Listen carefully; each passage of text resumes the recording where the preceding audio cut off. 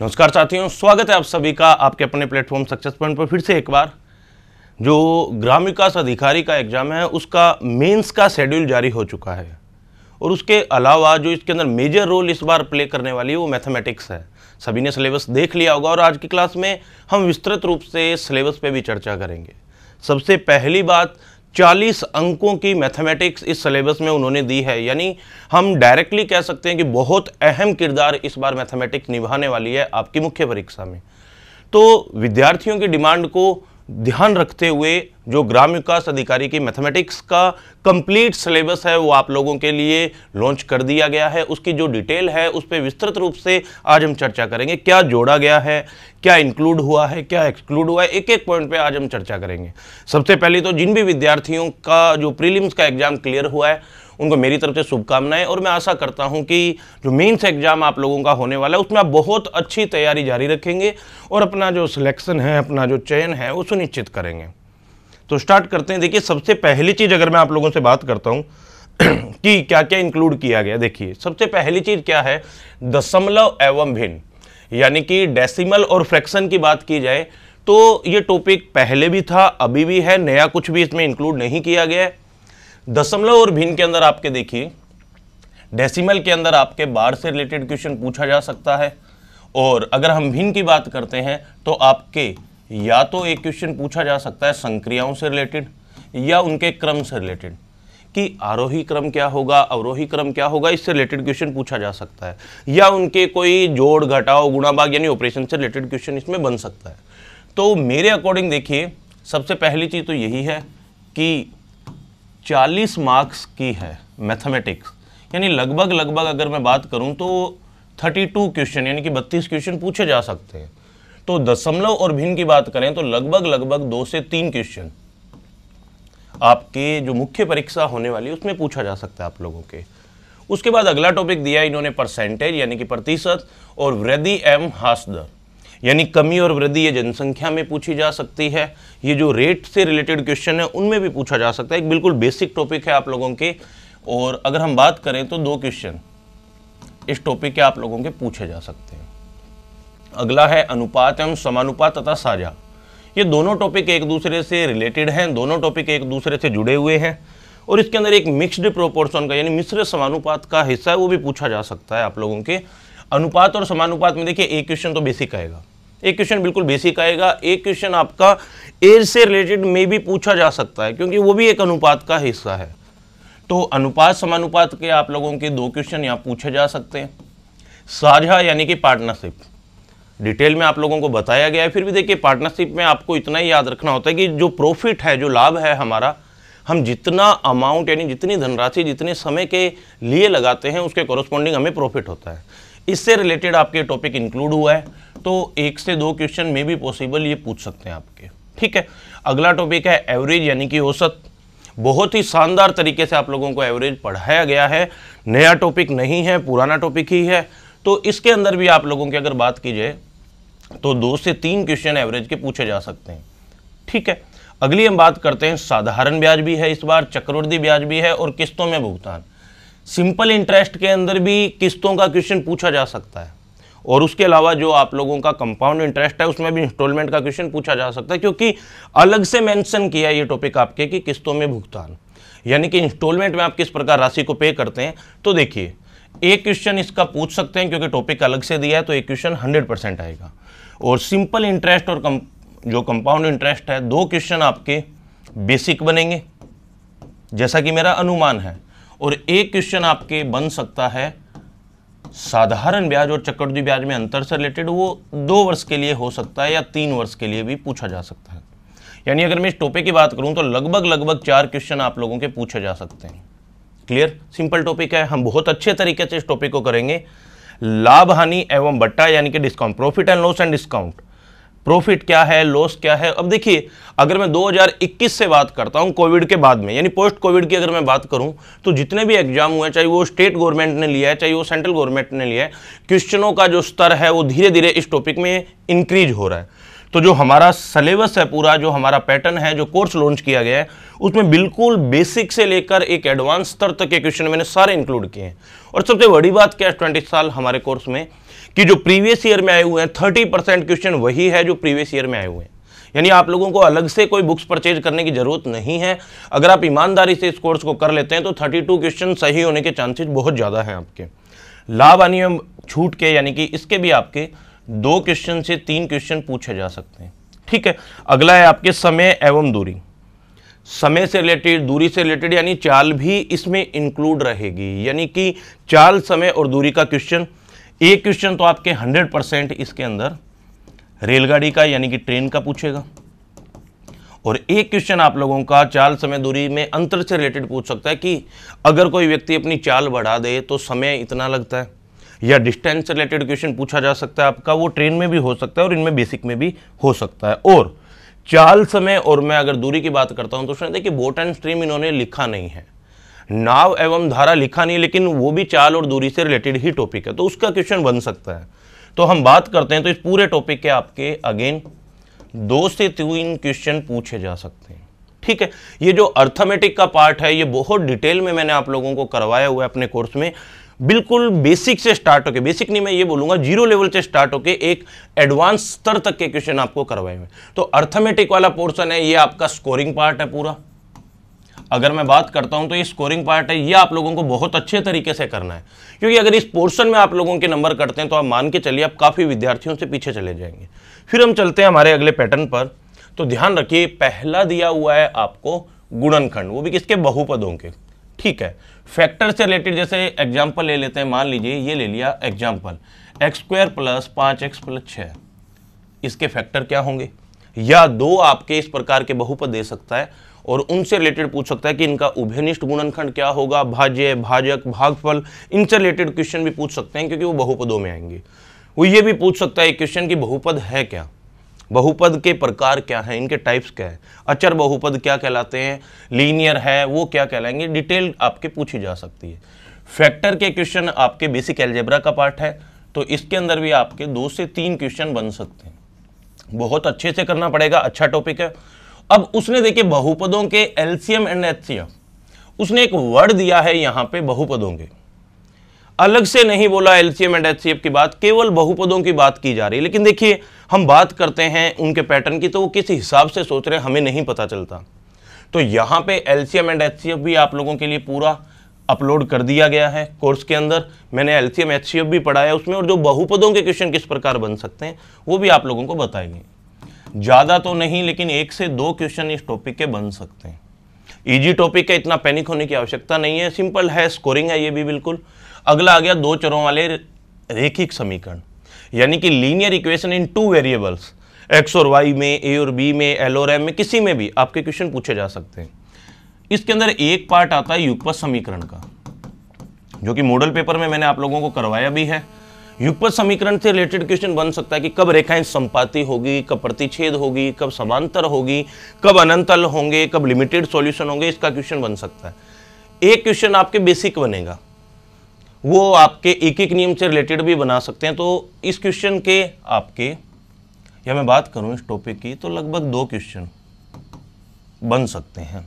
ठीक है, अगला दिया हुआ है केंद्रीय प्रवृत्ति की माप, यानी कि जो सेंट्रल टेंडेंसी है वो किस प्रकार मापी जाती है। तो इसमें देखिए समांतर माध्य, माध्यिका से रिलेटेड पूछा जा सकता है आप लोगों से, बहुलक यानी कि मोड से रिलेटेड भी आप लोगों से पूछा जा सकता है। एक क्वेश्चन तो इन तीनों में से अलग अलग वो बना सकता है, और एक क्वेश्चन आएगा इनके अंदर जो तुलना यानी जो फॉर्मूला है आपका, एक क्वेश्चन सूत्र से रिलेटेड यानी कि संबंध से रिलेटेड बनेगा ही बनेगा। यानी कि माध्य, माध्यिका और बहुलक में क्या संबंध है, वो डायरेक्ट फॉर्मूला दे सकता है कि बहुलक बराबर 3 गुना माध्यिका माइनस में 2 गुना माध्य, बताइए निम्न में से सत्य कौन सा है। या वो आप लोगों से ये भी पूछ सकता है कि वैल्यू दे देगा माध्य और माध्यिका की, बहुलक पूछ लेगा, बहुलक और माध्यिका दे देगा, और आपसे अदर जो भी क्वांटिटी बची है वो पूछ लेगा। तो अगर हम बात करते हैं केंद्रीय प्रवृत्ति के माप की, तो यहां से 2 क्वेश्चन बन सकते हैं। ठीक है, उसने डायरेक्ट बोला है केंद्रीय प्रवृत्ति किस प्रकार मापी जाती है। तो देखिए अलग से नहीं लिखा है स्टूडेंट, लेकिन फिर भी मैं आप लोगों को यही बोलूंगा कि जो क्वेश्चन है आपके डायग्राम से रिलेटेड, वो चाहे आपके आयताकार डायग्राम हो चाहे पाई चार्ट हो, उनके बेसिक एक बार कर लीजिएगा। कोई पता नहीं है, क्योंकि पाई चार्ट केंद्रीय प्रवृत्ति के माप जहां जहां टॉपिक इंक्लूड है ये दे देते हैं। आंकड़े क्या हैं, डाटा क्या है, मैं आप लोगों को एक्स्ट्रा करवाऊंगा ये टॉपिक, क्योंकि बेसिक क्वेश्चन है, नहीं बनेगा, लेकिन फिर भी अगर हम थोड़ा एडिशनल पढ़ के चलेंगे इसमें कोई लॉस नहीं होगा। और उसके बाद दिया हुआ है माध्य से लिया गया विचलन, यानी कि डेविएशन की बात हो रही है कि माध्य से जो राशियां हैं आपके, यानी कि जो वर्गीकृत और अवर्गीकृत आंकड़े हैं वो किस प्रकार आपके विचलित होते हैं, इससे रिलेटेड अलग टॉपिक है, तो एक क्वेश्चन इसका भी बनेगा। तो लगभग हम बात करते हैं तो 3 क्वेश्चन इस टॉपिक के बन सकते हैं। फिर दिया हुआ है ज्यामितीय रचनाएं, अलग पोर्शन दिया हुआ है।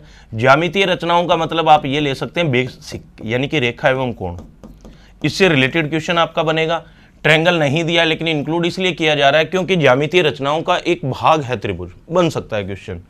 उन्होंने दिया हुआ है आपके सेपरेट की चतुर्भुज, क्वाड्रिलेटरल और इसके प्रकार, और वृत्त के द्वारा जो अंतरित कोण है, यानी कि लगभग 2 क्वेश्चन सर्कल के बना सकते हैं, चतुर्भुज के 1 से 2 क्वेश्चन बन सकते हैं। ज्यामितीय रचनाओं और त्रिभुज की अगर हम बात करते हैं फ्रेंड, तो यहां से भी 1 से 2 क्वेश्चन बना सकते हैं। यानी अगर देखा जाए तो लगभग ज्योमेट्री से आपके 4 से 6 क्वेश्चन बन सकते हैं। और एक वर्ड लिखा हुआ है उन्होंने, देखिए मैं इंक्लूड कर देता हूं, परिमिति। सिलेबस में आपने नोट किया होगा परिमिति एक वर्ड दिया हुआ है, ठीक है। अब अलग से मेंशन नहीं किया गया वैसे, लेकिन फिर भी मैं आप लोगों को बोलूंगा पैरामीटर से related question, parameter and area से रिलेटेड जो बेसिक क्वेश्चन है, जैसे आयत हो गया, वर्ग हो गया, वर्त हो गया, बेसिक क्वेश्चन, उनसे रिलेटेड आपके एक क्वेश्चन बनने वाला है, ठीक है। तो इन चीजों को हमने बहुत डिटेल से आप लोगों को पढ़ाया, एक एक क्वेश्चन, एक एक टॉपिक, एक एक कंसेप्ट बहुत डिटेल में बताया गया है।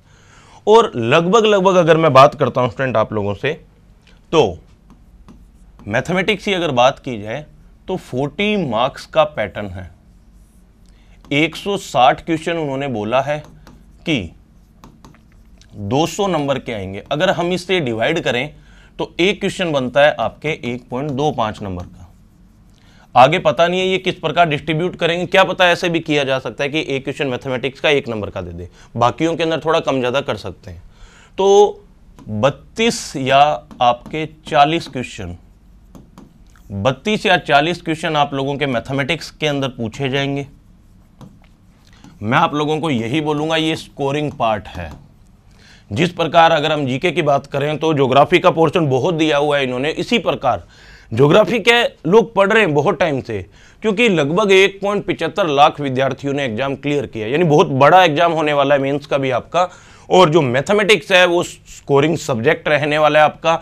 और आप लोगों को पता है कि अधीनस्थ बोर्ड आपका, जो चयन बोर्ड है आपका, वो एग्जाम करवा रहा है। इसका मतलब क्या है कि मैथमेटिक्स का स्तर आपने प्री में देख लिया था। प्री में एक सबसे बड़ी समस्या क्या थी, उन्होंने डिस्ट्रीब्यूट नहीं किया था सिलेबस को। 3 क्वेश्चन 11th-12th के भी डाल दिए थे, वेक्टर का, ट्रिग्नोमेट्री वगैरह का, लेकिन यहाँ ऐसा नहीं है। उन्होंने सब कुछ पहले से ही क्लियर किया कि हम यहाँ से आप लोगों के जो टॉपिक दिए हुए क्वेश्चन पूछेंगे। Clear student? तो यहाँ देखिए मैं आप लोगों के लिए जो कोर्स अपना लॉन्च किया गया है, स्टार्टिंग के जो, क्योंकि देखिए हम नहीं चाहते, न हमारा संस्थान चाहता है किसी भी विद्यार्थी पे एक्स्ट्रा भार बढ़े, तो जो शुरुआत के 500 स्टूडेंट होंगे, ठीक है, यानी शुरुआत के 500 विद्यार्थियों के लिए ये कोर्स मात्र 399 रुपये में आप लोगों के लिए अवेलेबल रहेगा। वैलिडिटी की अगर मैं बात करता हूँ तो 6 मंथ या टिल एग्जाम, यानी कि जब तक आप लोगों का एग्जाम पूरा नहीं होता, जब तक आप लोगों के पास ये अवेलेबल रहेगा। अगर एग्जाम पहले भी हो जाता है तो डोंट वरी, 6 महीने तक ये कोर्स आप लोगों का आपके पास रहेगा।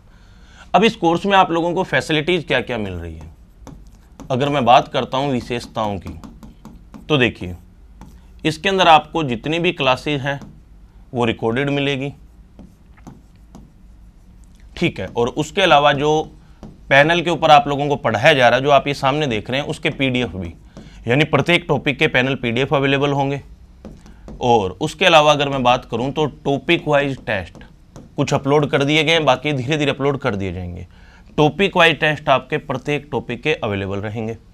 उसके अलावा जो भी विद्यार्थी हमसे जुड़ रहे हैं उनके लिए टेस्ट सीरीज अलग से भी लॉन्च की जाएगी वैसे मैथमेटिक्स की, लेकिन जो भी विद्यार्थी हमारा कोर्स लेंगे उनको टेस्ट सीरीज का कोई चार्ज एक्स्ट्रा देने की आवश्यकता नहीं है। ये चीज़ आप लोगों को फैसिलिटीज़ दी गई है कि टेस्ट सीरीज हमारी तरफ से, हमारे संस्थान की तरफ से फ्री ऑफ कॉस्ट रहेगी आपके लिए। और उसके अलावा अगर मैं बात करता हूँ, देखिए बिफोर एग्जाम हम बात करते हैं एग्जाम से पहले तो आपके लिए एक लाइव बूस्टर बैच, यानी कि मान लीजिए अगर थोड़ा बहुत समय मेरे पास रह जाता है, टाइम मिल जाता है, क्योंकि देखिए वर्कलोड काफ़ी ज़्यादा रहता है, अगर थोड़ा समय मिल जाता है तो आप लोगों के लिए बिफोर एग्जाम एप्लीकेशन पे जो अपना सक्सेस पॉइंट बाड़मेर है,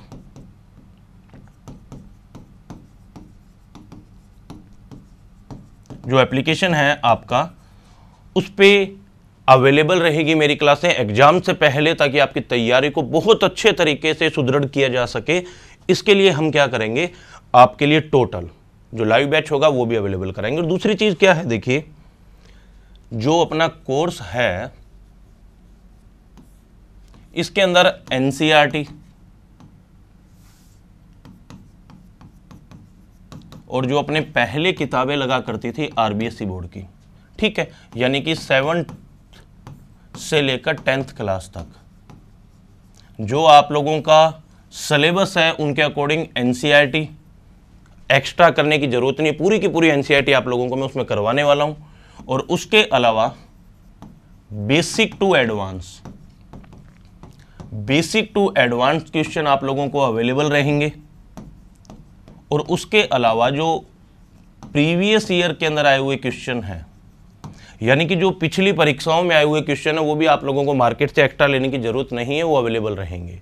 और एक चीज मैं आपको पहले ही क्लियर कर देता हूं कि अगर आपको अच्छा लगता है तो आपकी मर्जी, बाकी मार्केट से आपको मॉडल पेपर खरीदने की आवश्यकता नहीं है, क्योंकि देखिए हम मार्केट के अंदर जो भी मॉडल पेपर आ रहे हैं हम ऑब्जर्व करते हैं जो एग्जाम का आपका स्टैंडर्ड है उसके अकॉर्डिंग प्रोवाइड नहीं करवाए जाते हैं। विद्यार्थी इसी चीज़ में मैक्सिमम पजल रहते हैं। तो मैथमेटिक्स के आपके जितने भी मॉडल पेपर होंगे वो भी मैं आप लोगों को प्रोवाइड करवाऊंगा। शुरुआत के अंदर क्या होगा, जो अपने टेस्ट होंगे वो अभी स्टार्ट किए जा चुके हैं, शेड्यूल जारी हो जाएगा आपके अगले महीने के स्टार्टिंग में। माइनर टेस्ट होंगे जिनके अंदर आपको 15 से 20-25 क्वेश्चन मैं आपको करवाऊंगा। उसके अलावा कोशिश करेंगे टेस्ट सीरीज के अलावा भी आप लोगों को मैं रेगुलर टेस्ट प्रोवाइड करवा सकूं, क्योंकि देखिए जितने ज़्यादा टेस्ट आप लोग देंगे उतना ज़्यादा बेनिफिट आप लोगों को होने वाला है, ठीक है। और टारगेट एक है स्टूडेंट, टारगेट हमारा यही रहेगा कि 40 में से 40 मार्क्स हम कवर करें, या टारगेट ये रहेगा कि 36 से ज़्यादा अंक प्रत्येक विद्यार्थी ऑब्जर्व करें, 36 से ज़्यादा अंक हर विद्यार्थी लेकर आए, ये हमारा टारगेट रहेगा इस बैच में। एक ही चीज़ आप लोगों को करनी है, वो है प्रैक्टिस। और जितनी मैथमेटिक्स में प्रैक्टिस करोगे उतना बेनिफिट है। अगर आप चाहें जो भी आपके पास रेफरेंस गाइड है मैथमेटिक्स ही पढ़ सकते हैं। मार्केट से वीडियो मैथमेटिक्स ऐसा लिखा हुआ कोई भी किताब मत लाइएगा, सब कुछ आप लोगों को यहाँ पे प्रोवाइड करवाया जा रहा है।